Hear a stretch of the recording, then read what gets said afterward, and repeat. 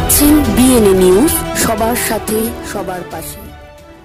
লোকসভার নিঘণ্ট বেজে গেছে। কোমর বেঁধে রাজনৈতিক দলগুলি নির্বাচনী প্রচারে নেমে পড়েছে জেলা ও রাজ্য জুড়ে। সেই সময় শাসক দলের দেব ও মুনমুন সেনের পরে রাজ্যের মুখ্যমন্ত্রী মমতা বন্দ্যোপাধ্যায়ের নতুন চমক। উত্তর চব্বিশ পরগনার বসিরহাট লোকসভা কেন্দ্রে প্রার্থী হিসেবে ঘোষণা করেছেন বাংলা চলচ্চিত্রের বিখ্যাত অভিনেত্রী নুসরাত জাহান ও যাদবপুর কেন্দ্রে প্রার্থী হিসেবে ঘোষণা করেছেন অভিনেত্রী মিমি চক্রবর্তীকে।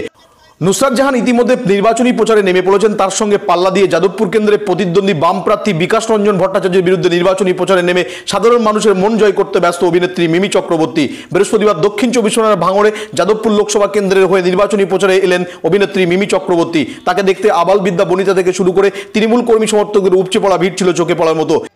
রাজ্যমন্ত্রী সভার গুরুত্বপূর্ণ মন্ত্রী সাংসদ সুভাষিস চক্রবর্তী সহ সামনে বসে মন্ত্রী আব্দুল রেজ্জাক মোল্লা সহ এখানকার জেলা আমরা স্মরণ করে দিতে এবং আজকের প্রার্থী পরিচিতির জন্য আজকের এখানকার আমাদের কর্মী সভা কাছে মার্জনা চাইছি যে এই ধরনের একটা রৌদ্রের মধ্যে ফাঁকা মাঠে আপনাদেরকে আমরা নিয়ে এসেছি।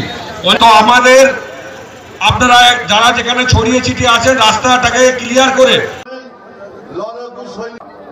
যাদবপুর লোকসভা কেন্দ্রের তৃণমূল কংগ্রেসের প্রার্থী মিমি চক্রবর্তী এবং তার সঙ্গে এসেছেন মিতালি চক্রবর্তী। এদিনের নির্বাচনী প্রচারে রাজ্যের মুখ্যমন্ত্রী মমতা বন্দ্যোপাধ্যায়কে যেমন কুর্নিশ জানান, পাশাপাশি আগামী লোকসভা নির্বাচনে মুখ্যমন্ত্রী মমতা বন্দ্যোপাধ্যায়ের হাতকে শক্ত করতে তৃণমূল কংগ্রেসের প্রার্থীদেরকে বিপুল ভোটে জয়যুক্ত করার আহ্বান করেন তিনি। নির্বাচনী প্রচার মঞ্চে তার ভক্ত ও তৃণমূল কর্মী সমর্থকদের অনুরোধে গান গেয়ে সকলের মন জয় করলেন অভিনেত্রী মিমি চক্রবর্তী।